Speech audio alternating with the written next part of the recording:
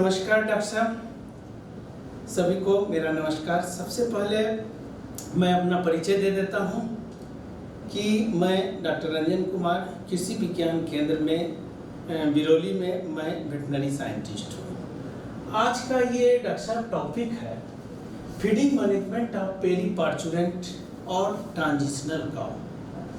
ये आज का मतलब हम लोग इस पर डिस्कस करेंगे। उसी तो इसके बारे में आप लोग को थोड़ा सभी को पता है, क्योंकि सभी डॉक्टर्स हैं फील्ड के, इसीलिए इस पर थोड़ा मैं डिटेल से कि क्या क्या फील्ड कंडीशंस में डॉक्टर्स लोग को परेशानियां होती है उस पर जस्ट रिकैप्चुलेट मैं आप लोग के सामने करना चाहूँगा। तो इस टॉपिक के अंतर्गत मैं किन किन ब्रॉड टॉपिक पे आप लोग से डॉक्टर साहब चर्चा करूँगा। सबसे पहले मैं पेरी पार्चुरेंट पीरियड है क्या, उसके बारे में आप लोग को मैं बताऊंगा कि वो पार्चुरेंट कब ऑनसेट होता है और कब एंडिंग होती है। दूसरा मैं इस पर डिस्कस करूंगा कि metabolic status of periparturient period मतलब क्या होता है, इस ड्यूरेशन में मतलब क्या होता है। तीसरा health disorder of the periparturient period, उस ड्यूरेशन में जो एनिमल को डेयरी एनिमल का जो हेल्थ डिरेलमेंट होता है उसके बारे में मैं डिटेल से चर्चा करूँगा।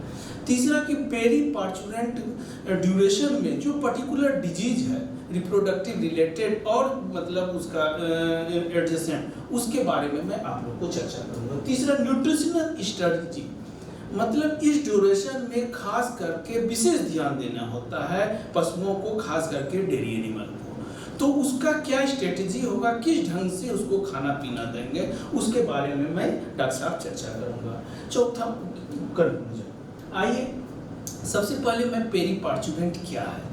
पेरी पार्चुरेंट ये वर्ड से ही क्लियर है डॉक्टर साहब कि पेरी मतलब अराउंड और पार्चुरेशन मतलब होता है कि जिस समय काविंग होगा, तो काविंग के पहले और काविंग के बाद, मतलब नॉर्मली जो है पेरी पार्चुरेंट ड्यूरेशन जो होता है ये 4th वीक ऑन मतलब बिफोर काविंग और 4th वीक आफ्टर काविंग। इसी को और मतलब फोकल कीजिएगा तो इसी को बहुत से साइंटिस्ट ट्रांजिशनल फेज कहते हैं या ट्रांजिशनल काउ।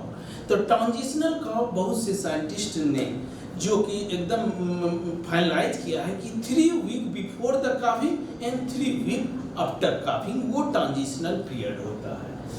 ये जो होता है डॉक्टर साहब की most challenging time of the dairy cow होता है। क्यों ये चैलेंजिंग क्यों होता है, ये बहुत टर्निंग पॉइंट होता है। टर्निंग पॉइंट डॉक्टर साहब इसीलिए कि इस ड्यूरेशन में क्या होता है कि पशुओं की फीड इंटेक कम हो जाती है, बट डिमांड जो है ये फीड इंटेक 3 सप्ताह पहले से लेके 3 से 4 सप्ताह लास्ट तक फीड जो है इंटेक एकदम कम हो जाता है। इवन कि जिस दिन 4 से 5 दिन काविंग पीरियड के पहले फीड इंटेक जो है एकदम ड्रास्टिकली रिड्यूस करके 60 to 70% ड्राई मैटर इंटेक हो जाता है, लेस हो जाता है। तो वो क्या होता है कि इस ड्यूरेशन में एनर्जी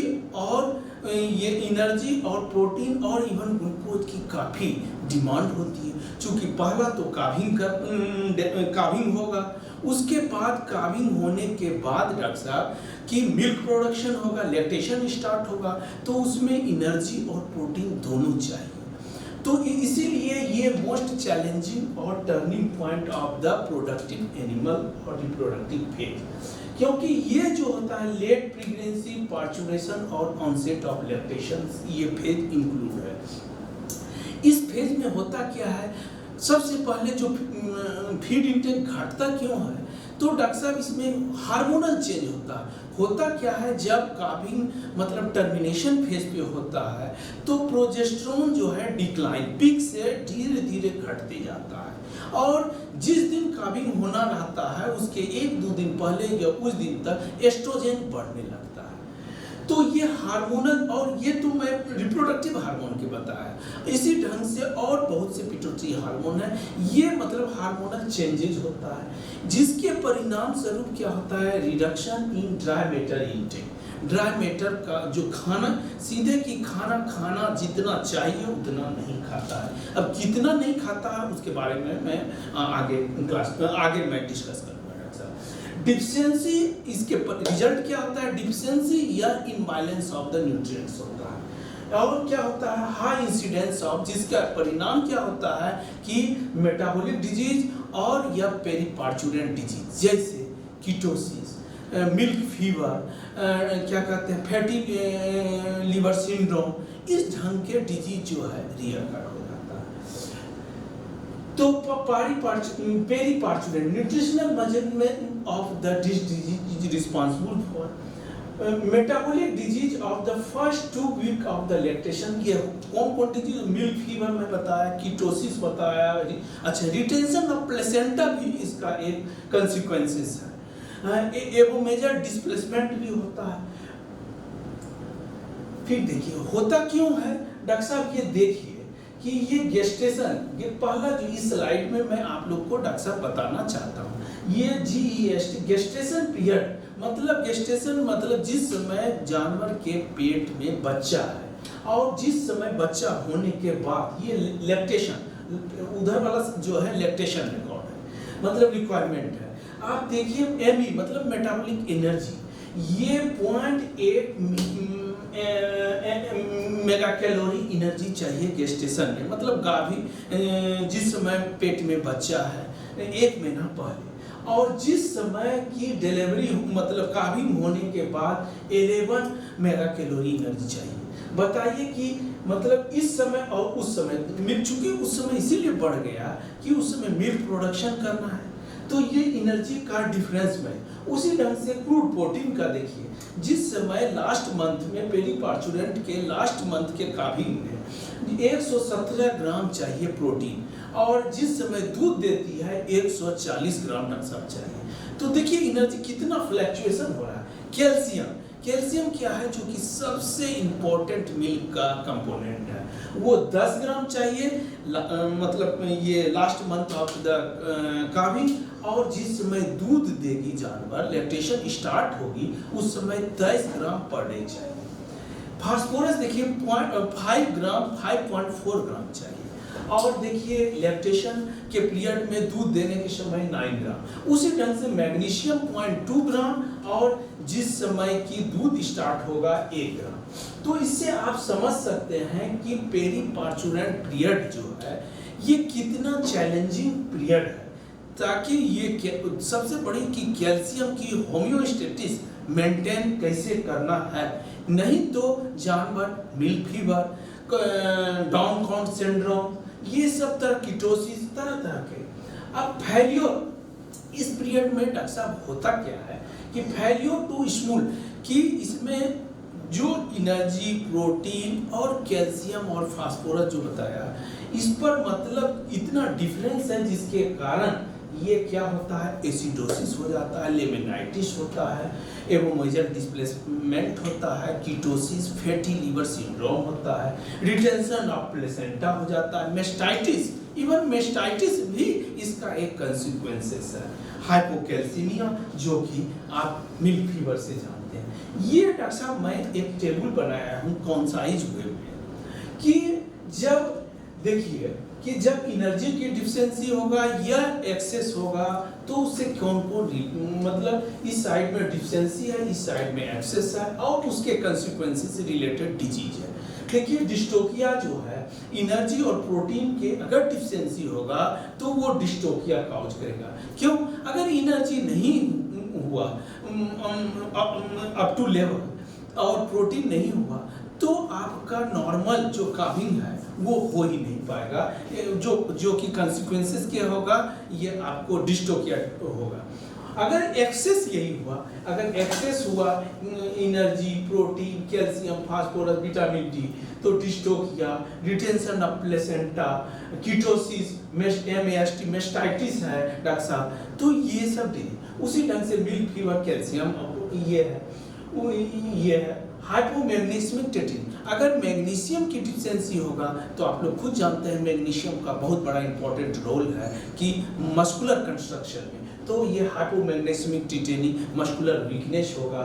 एक्सेस अगर हो गया तो देखिए ये मिल्क फीवर, इससे मिल्क फीवर भी हो सकता है डिफिशिएंसी से। डाउन काउ सिंड्रोम, इसमें जानवर खड़ी ही नहीं हो पाती है, बैठती है तो बैठी ही रह जाती है, इसमें भी फास्फोरस और ये रिटेंशन ऑफ प्लेसेंटा में भी देखिए vitamin E, selenium, vitamin A, copper, iodine, phosphorus की अगर डिफिशिएंसी हो गया तो रिटेंशन, गाय बच्चा देगी, आजकल बहुत आप लोग फील्ड में देख रहे होंगे रिटेंशन ऑफ प्लेसेंटा, जड़ नहीं निकालती है, उसके बाद क्या करता है डॉक्टर लोग या कोई लोग जाते हैं जड़ निकालते हैं। तो ये अगर डिफिशिएंसी होगा अगर तो ये आपको फीटल ये रिटेंशन ऑफ प्लेसेंटा होगा। उसी ढंग से ये सारा टेबल में मैं ब्रीफ में कंसाइज किया। अब periparturient disease versus nutritional physiology, मतलब होता इस पीरियड में डॉक्टर साहब क्या है, तो इसमें यही हुआ है कि मतलब कैसे फिजियोलॉजी डिफर कर रहा है। तो सबसे पहले आपको बताया कि सबसे इसका कंसिक्वेंसेस क्या होगा, एसिडोसिस और लेमिनाइटिस। ये क्या होता है ड्राई पीरियड में, जिस समय जानवर दूध नहीं देती है तो फार्मर्स लोग जो है कि मतलब सूखा घास खिलाता है, इसको सोचता है कि ये ड्राई पीरियड है, देने लगे। और जब मतलब ड्राई पीरियड से पेरी पार्चुरेंट में आता है तो ये ड्राई मेटर इंटेक होता है, तो क्या होता है बैक्टीरियल पॉपुलेशन जो है ये लैक्टेट प्रोड्यूसिंग बैक्टीरिया जो है घटने जो है शिफ्ट फ्रॉम लैक्टेट, जो स्ट्रेप्टोकोकस और बोविस और लैक्टोबैसिलस है, ये इसका पॉपुलेशन घटने लगता है। दूसरा क्या आता है रिडक्शन ऑफ रूमेन का जो पेपिला है, उसका पेपिला का जो लेंथ है उसका भी एब्जॉर्प्शन कैपेसिटी घटती, 50% एब्जॉर्प्टिंग कैपेसिटी ऑफ लॉस्ट। क्यों लॉस्ट होता है कि रूमेन में ये जो है लैक्टेट का ज्यादा होता है, जिसके कारण पेपिला जो है ये घट जाता है। ये देखिए जो पेरी पार्चुरेंट पीरियड में डॉक्टर साहब एसिडोसिस या लेमिनाइटिस, जानवर देखिएगा लंगड़ा के चलती है और जानवर, तो उसके होता क्या है कि लैक्टेट का इस पीरियड में लैक्टेट का फॉर्मेशन, जिसको लैक्टिक एसिड कहते हैं डॉक्टर साहब, वो ज़्यादा एसिडोसिस होता है, डेथ ऑफ बैक्टीरिया जो उसका लैक्टेट यूटिलाइजिंग बैक्टीरिया है उसका डेथ हो जाता है। पीएच जो है एसिडिक की ओर घट जाता है, एसिडिक की ओर डाउन होता है, और रिलीज ऑफ इंडोटॉक्सिन और हिस्टामिन रिलीज होता है, जिसके कारण जानवर लंगड़ाती है, चलने फिरने में प्रॉब्लम होता है। दूसरा ये फैटी लिवर डिजीज होता है, दूसरा और यह कीटोसिस भी इसका एक कंसिक्वेंस है।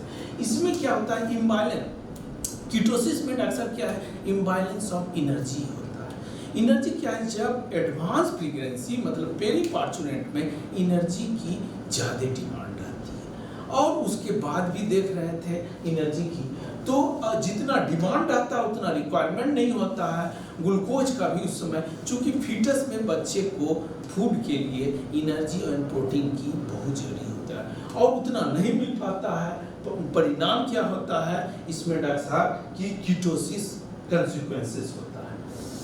तो कंसिक्वेंसेस कीटोसिस क्यों, इसका मेन अगर पूरे पेरी पार्चुरेंट का एक फोकल पॉइंट कि क्यों होता है ये सारी डिजीज, तो इसका एक मेन पॉइंट है ड्राई मैटर इनटेक रिड्यूस होता है। ड्राई मैटर देखिए इनटेक रिड्यूस होके मतलब 30% dry matter periparturient starts period या ट्रांजिशनल फेज स्टार्ट होने के समय ये 30% घट जाता है। घटते घटते जिस दिन बच्चा देगी जानवर उस दिन घटते घटते 60 to 70% ड्राई मैटर इनटेक घट जाता है। तो ये सारी डिजीज उसी के कंसिक्वेंसेस है।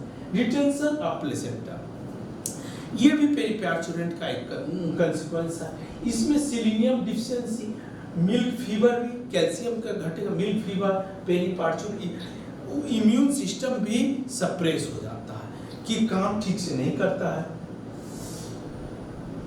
बच्चा देने के बाद खुद जानवर स्ट्रेस में रहती है। स्ट्रेस में रहने के कारण होता क्या है कि उस समय इम्यून सिस्टम घट जाता है। न्यूट्रिशनल फैक्टर क्या क्या है, acute deficiency of macronutrient, macro खास करके कैल्शियम और फास्फोरस की डिफिशिएंसी होती है। Poor absorption of digestive tract, इसमें देखा गया है कि पेरी पार्चुरेंट या ट्रांजिशनल फेज में मतलब एब्जॉर्प्शन कैपेसिटी है रूमेन का या इंटेस्टाइन का वो ड्यू टू स्ट्रेस घट जाता है, तो वो और कीटोन बॉडी का प्रोडक्शन बढ़ जाता है, एनर्जी का ज़्यादा डिमांड होता है, एनर्जी नहीं मिल पाता है, फैट ब्रेक डाउन होता है, फैट ब्रेक डाउन होगा तो वो नॉन स्टेरॉयड फैटी एसिड वो जो कीटोन बॉडी बनेगा, जिसके कारण ये मेस्टाइटिस इनिशियल फेज में मेस्टाइटिस भी इसका एक कंसिक्वेंसेस है। मेस्टाइटिस में होता क्या है, इस पीरियड में देखा गया है कि मतलब जो इम्यून सिस्टम और के घटने से जो मेस्टाइटिस खास करके जो मेजर फैक्टर है स्ट्रेप्टोकोकस और स्टेफाइलोकोकस, इसकी कैपेसिटी इन्फेक्शन की बढ़ जाती है, जिसके कारण मेस्टाइटिस। लिमिटेशन है अब हाइपोकैल्सीमिया। डॉक्टर साहब हाइपोकैल्सीमिया मतलब कि क्या कहते हैं कैल्शियम की डिफिशियंसी, जितना नॉर्मल में कैल्शियम रहना चाहिए डॉक्टर साहब 9 to 12 मिलीग्राम पर 100 ml, ये नॉर्मल लेवल है। लेकिन ये पेरी पार्चुरेंट पीरियड में हाई यील्डिंग एनिमल में खास करके देखा गया है कि एडवांस प्रेगनेंसी में और मिल्क देने के बाद जो खास करके जर्सी और फ्रीजियन है, इसमें हाइपोकैल्सीमिया हो जाता है, कैल्शियम का लेवल घट के 5, 6 इवन 4 पे आ जाता है। परिणाम क्या होता है डॉक्टर साहब कि जानवर खड़ी नहीं हो पाती है। क्यों? क्योंकि वो जानवर को खड़ा होने के कैल्शियम जानते हैं, जिसके कारण मिल्क फीवर से जानवर सफर करने लगता है। इसका secondary complication milk fever, immune suppress हो जाता है, डिटेंशन, यूट्राइन प्रोलैप्स। बहुत जानवर में देखिएगा डॉक्टर साहब कि देहात में कहता है भाड़ फेंक दिया, मतलब बच्चेदानी बाहर निकल आता, वो भी कैल्शियम, फास्फोरस और बहुत से मिनरल्स की कमी से कारण ये प्रोलैप्स केस होता है।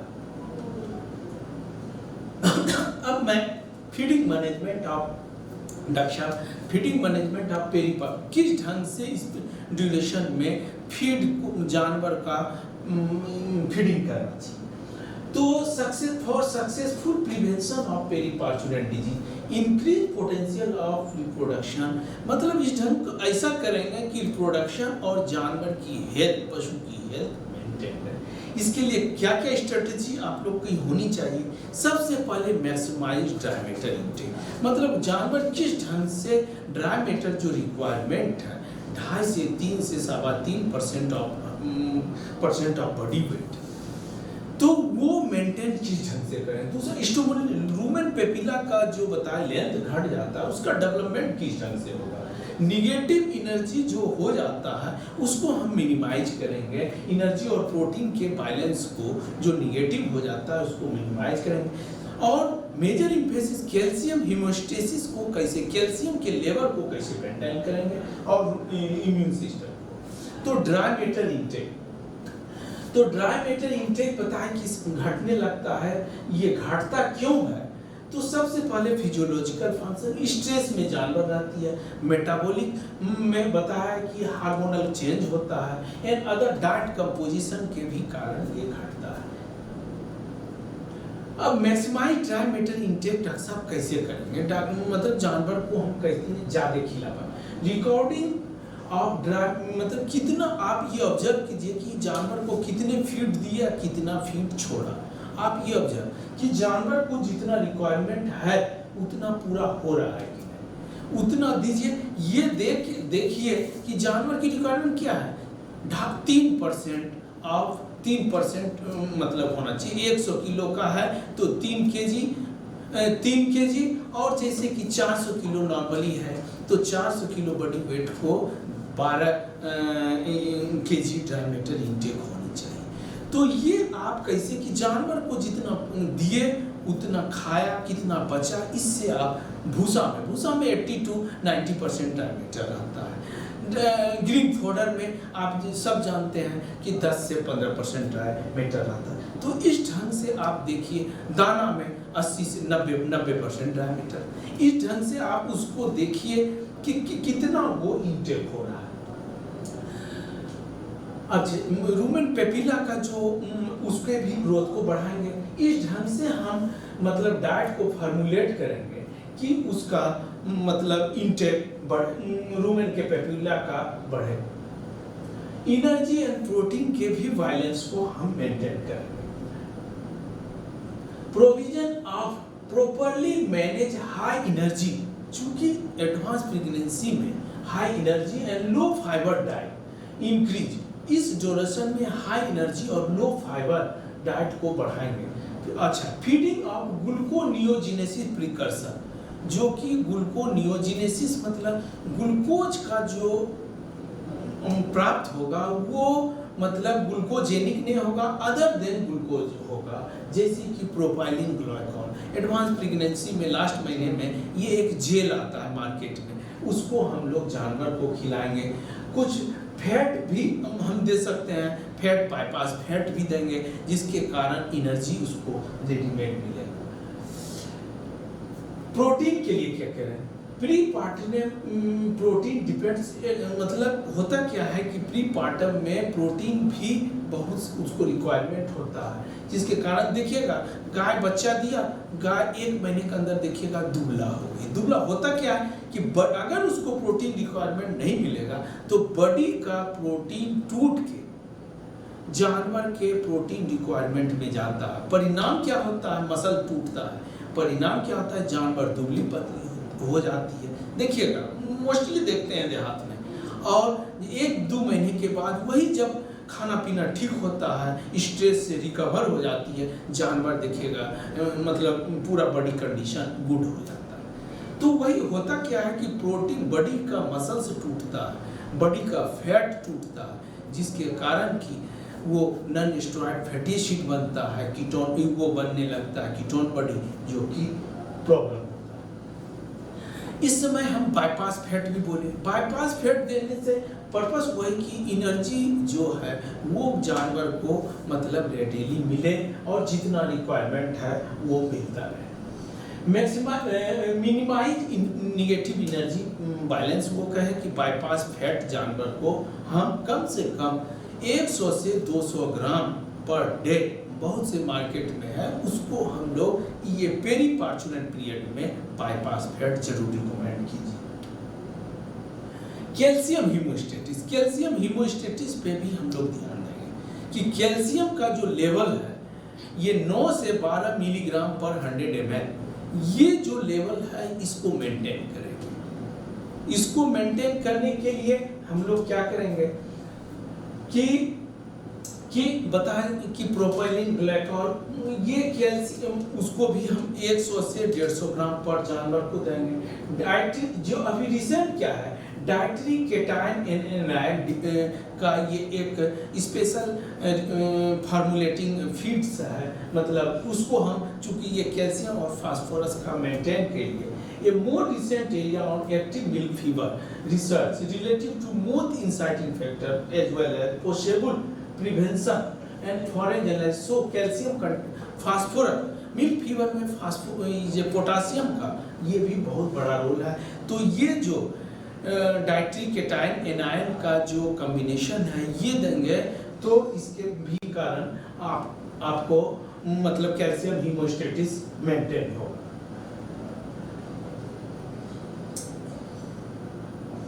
कंक्लूजन में देखिए कि periparturient period need to carefully monitor with regards to the nutritional management. सबसे पहले nutritional management in terms of balance energy, protein, adequate micronutrient का भी खास करके पेरी पार्चुलेंट पीरियड में वाइटल रोल है, इस पर भी विशेष ध्यान देंगे। उस सप्लीमेंटेशन जो मैं बताया, बाईपास फैट, कैल्शियम हीमोस्टेटिस को रखने के लिए कैल्शियम ग्लूकोल, प्रोटीन ग्लूकोल, वो हम लोग मेंटेन रखेंगे। Dietary management to reduce incidence of periparturient, thereby optimize the production and reproductive health of dairy cows. So particularly aim the 3 things: operation of rumen to the lactation diet, elimination of hypocalcemia, and जो immune suppression होता है उसको कैसे हम minimise करेंगे, यही मेरा आप लोग से है कि मतलब इस लेक्चर में आप लोग को ब्रीफ में मैं आप लोग को इसी पे मैं चर्चा करूँ। धन्यवाद डॉक्टर साहब।